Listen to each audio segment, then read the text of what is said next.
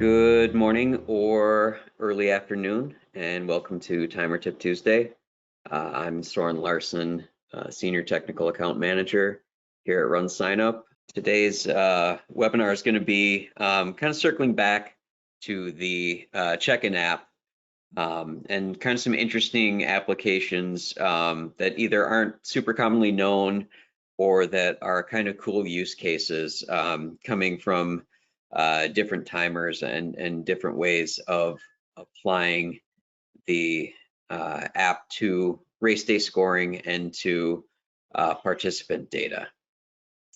So I'm going to stop sharing my screen and, or sorry, pardon me, my camera, and we'll jump in. Just a quick reminder for those of you who aren't familiar, in GoToMeeting or GoToWebinar, there's a question option over there.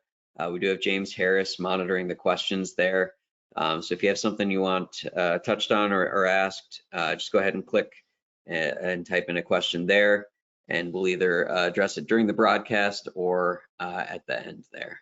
So for today's agenda, we're just gonna do a quick refresher on best practices, and then we're going to go through a bunch of kind of smaller tidbits that would be pretty specific use cases or kind of cool and don't just really fit in the kind of more basic check-in webinars. So just kind of going back over some best practices as a reminder for those of you who've seen this before, or for those who are new to this. QR codes are one of the best options that you have within the check-in app and with bibs and participants in general. So using QR codes for participant check-in, it means a faster lookup than manual typing with less mistakes. And you can also include that QR code in the email subject line and with a replacement tag in the emails from the RunSignup platform. It's a great practice to send that out maybe the day before or even the day of packet pickup so that participants have that at the top of their inbox. Putting QR codes on the bibs themselves, it's a great way to assign bibs. It's also a great way to be able to use results kiosks after the race to look up the participants' results information. Have a plan for how you're going to have the flow of packet pickup and who's going to be in charge of what. We'll touch on the lead and admin setups a little later on, but that's a great way to keep participants moving and keep the training very focused to just one or two people while the bulk of your volunteers are just checking people in. If you are doing dynamic bib assignment and you are not printing labels, it's a great idea to notate the name on the back of the bib. If a family is picking up for more than one person, you want to make sure the right person gets the right bib. So that's just a good way to make sure that you're doing that. It also is just a nice personal touch to acknowledge the person's name that you're giving the bib to. It's good to include giveaway shirt size and details on the confirmation page. And one that's not super commonly known is including the registration ID in that participant's information view. If you need a quick link to features that are not currently supported in the app, that just goes out to the registration page. One caveat on that is that you do need to be logged in to RunSignup. So that would be if you needed something very specific. Some more best practices. Set up bib validation in RunSignup if you do have specific bib ranges that are going to be allowed. As you can see on the graphics there, if a bib number is not within the validation, the volunteer will get a little note on that. Having a use and admin preset again, maybe just having, if you have more than 3 volunteers, at least one admin per shift, keeping participants flowing. And the admin's responsibilities would kind of fall more in the space of participant information changes, race swaps, even shirt size changes. And that just keeps people moving through the lines. Do a real check-in before packet pickup opens. Most of you have experienced that volunteers at packet pickup, they're either planning on participating in the race, or they know someone who will be participating in the race, or you get the people who show up an hour before packet pickup officially starts. Give them an opportunity to get checked in a little bit slower fashion. They get what they want, which is checked in, and your participants or your volunteers get an actual trial run through the process in a little bit slower and more measured manner. Having separate presets for relays and teams than your individual runners, that's a really good idea, because you're probably displaying different information, and you're displaying different information in different ways. Watch your volunteers go through their first couple repetitions checking people in. I think with some volunteers who haven't done this before, they might be a little hesitant, but once they get a couple repetitions in, they're fine to keep going. You just want to make sure that they're doing those in the manner that you need them done, so that they're not repeating an error and learning something wrong. Also, make sure your check-in period is open. When you renew a race, it does not reset the check-in period. So just be sure to check that. Otherwise, no one will be able to get the race on their device as volunteers. And lastly, when in doubt, ask your timer. A lot of you here are timers. So be sure that you're open and communicative, and letting the race directors know what you can do and how you can help them with a good packet pickup experience. That makes you really invaluable. Onto the quick hits. We do have a really, really nice update to the check-in interface. As you can see here, in the newer versions of RaceDay check-in, we have replaced the 2 buttons on the bottom screen, formerly go back and save and continue, with a large green complete check-in option. This isn't to say that you can't go back. If you notice in the upper left-hand corner, there is a little back, so they can still go back to review or update something that they had typed wrong. But this kind of removes the impetus for volunteers to incorrectly hit go back rather than save and continue through the check-in. Collecting waivers. Additional waivers or changed waivers can be signed as part of the check-in flow. So make sure you add the new waiver in RunSignup, obviously, and check require waiver in the presets. Waivers signed in the app are viewable on the platform, which is really useful. Just another note while we're on that, making any changes to the existing waiver will require participants to sign the waiver again if waivers are required at check-in. We do still have documentation of the previously signed waiver, but the platform does recognize those changes as a new waiver there. Another really cool way to use the check-in app is to collect missing information.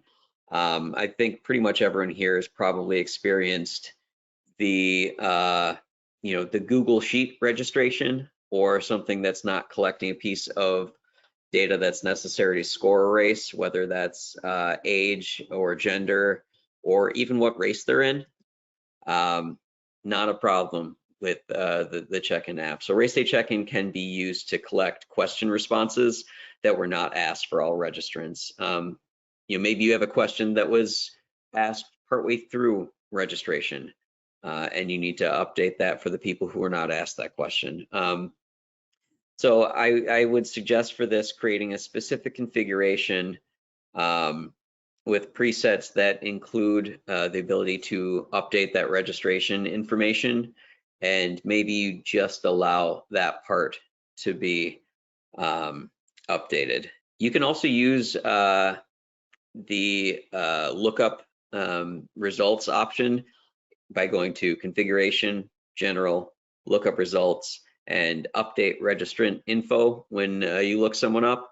That will bring you to directly to the information change piece to update the registrant info. Just a quick note on that is if you are doing that, you would not have the bib assignment as part of that flow. So if you're doing dynamic check-in, you'd have to have kind of a two-station system if you're going right to the update registrant info. It's important to understand the workflow here. Like I said, that would have kind of a two-step piece if you did segment it like that.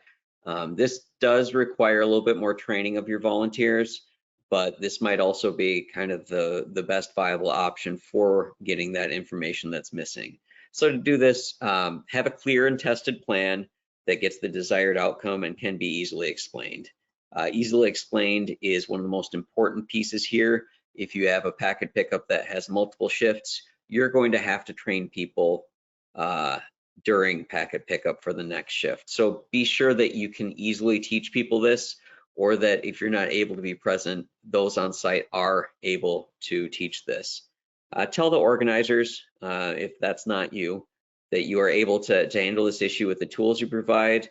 Make sure your presets and configurations are prepared to handle the updates and are displaying them properly, and then train your team to include updating information as part of the check-in flow. This kind of goes back to the best practices of just making sure that volunteers are comfortable and following your protocols as they go through their first couple check-ins. We do have a really cool case study about this with Jason Chance.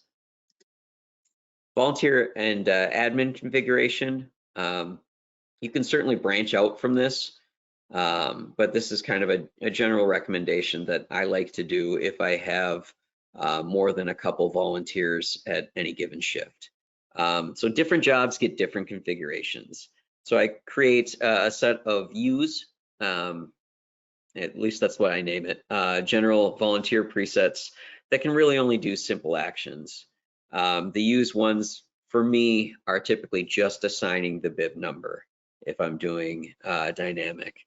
And then I create a set of admin presets that allow for information changes, transfers if that's applicable, and other updates. Basically anything that you'd want to be a little bit more complex action, or that there's a question that isn't very simply answered by a volunteer.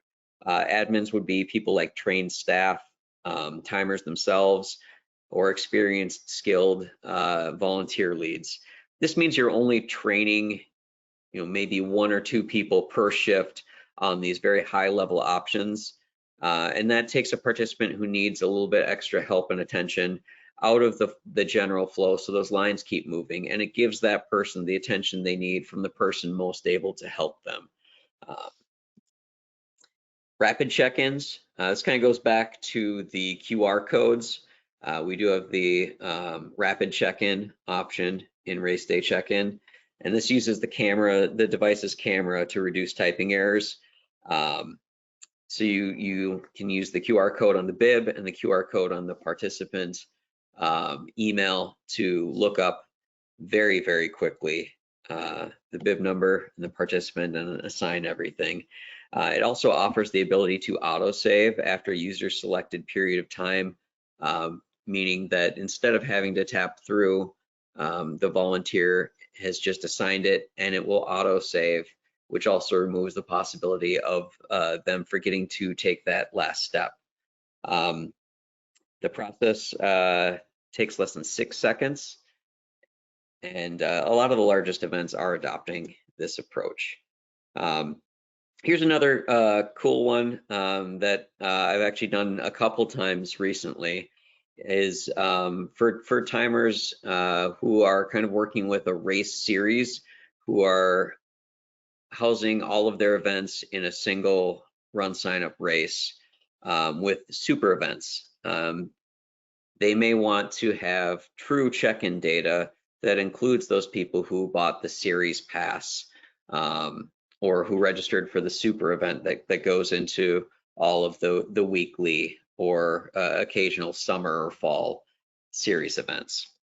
And the note on that is that if they are in those super events and they're assigned a bib number at week 1, well, that bib number stays with them throughout week 2, week 3, week 4, which can be great if you want them to keep that bib number, but it might be a problem if the directors want to actually see, who was checked in for that race, because that participant will stay checked in from that super registration event.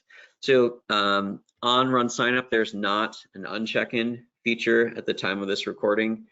In the CheckIn app, there is not a bulk uncheck-in feature. Pardon me, there's not a bulk uncheck-in feature on RunSignup. In the CheckIn app, there's not a bulk uncheck-in feature at the time of this recording either. However, you can uncheck in people in bulk in RaceDay scoring. So what you need for this, not a lot. You need RaceDay scoring with that bidirectional sync. And you need a spreadsheet that has at least 2 columns, one being the registration ID and one being checked in. Registration ID obviously drives the checked in status for a specific participant.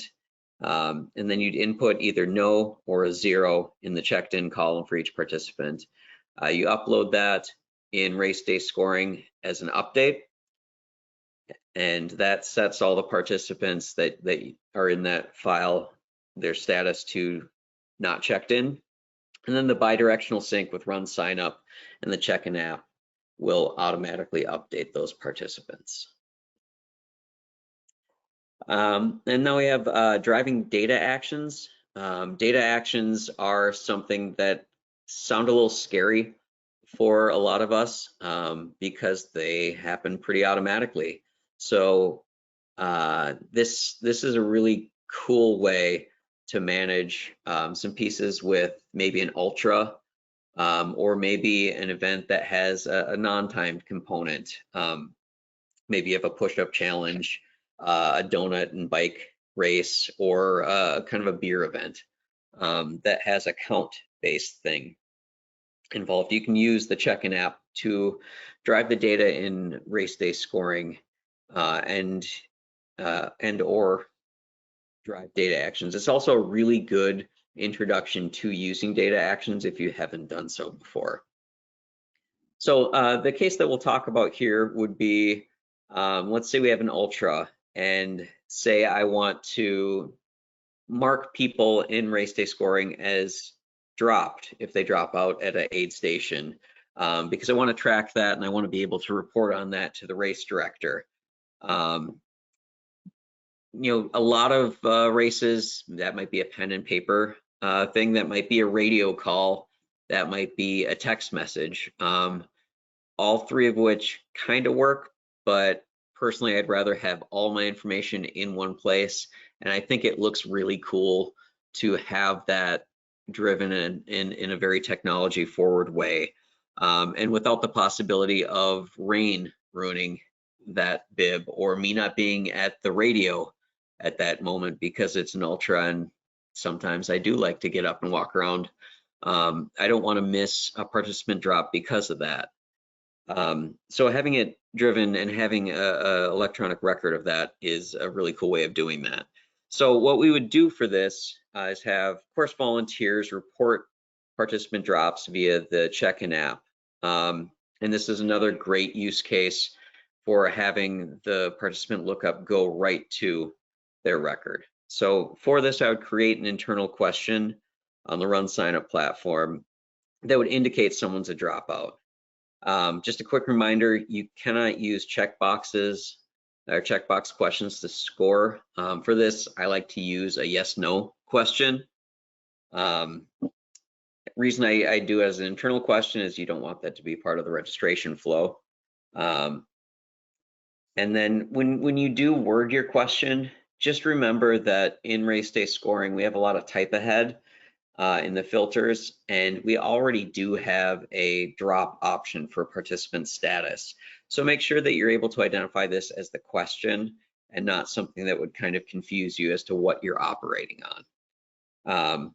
So once we've created the internal question, we'd create a preset and configuration in the CheckIn app that only updates the internal question. So you can see that in the screen on the right there.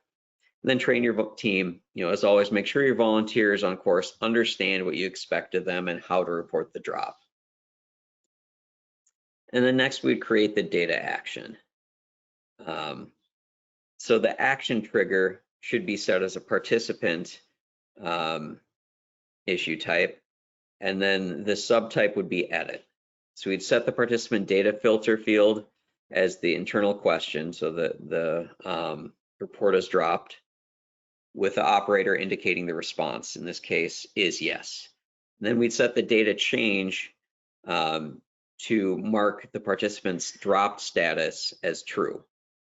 I also really recommend setting a second data action that would be the reverse of this, meaning report is dropped is no, then have the data change drop to false. And now you have something that's operating on your database with the sync from the CheckIn apps directly, and you're able to see that in the participant record, what made the change of a status to dropped. And that's the quick hits. James, do you have any questions on the back end there? Nope, it's really good. Again, a lot of the configuration stuff that you covered, especially this immediate go lookup result, will be under the general area of the configuration. It's not by the preset. And then as Soren's been talking a lot about today is about the screen display, what you see on the screen. Remember, in the CheckIn app, what you see on the screen is controlled by preset. And so whether or not you're looking at the detail here or the confirmation page, all the fields that are displayed are controlled by preset to the event, but then all the navigation and kind of options about whether you go from search to registrant lookup or detail page, that's controlled by the configuration. And I just brought the screen back out to get to that update registrant info. So that's on the configuration level. So configuration, general, lookup results, update registrant info. And then the other thing to remember about, Soren's talking a lot today about data checks and data actions. There is kind of two flavors. One is those that are automatic, and then those that you have to review and then act on. And so under data checks, you can create everything that you can do with the data action, but make it basically like a pre-configured report that you run. It's called data checks. And then you can then say, yeah, I want these to be applied to these people. So it does give you a way, as Soren was describing, to maybe not do it automatically the first time around. And then later you can make them automatic through data actions. Yeah, with data actions, if you are doing an automatic one and you're newer to it, or it's a more complex one, keep in mind that data actions fire simultaneously if you have multiple data actions operating on the same trigger. So you could create a custom question in RaceDay scoring that would just make a note of, hey, this was acted on by this. We do have in the participant view in RaceDay scoring the ability to see what changed a piece of information and to actually go to that specific data action. But if you wanted to report on it or to have something to filter on or grab, that's a really good way to track that.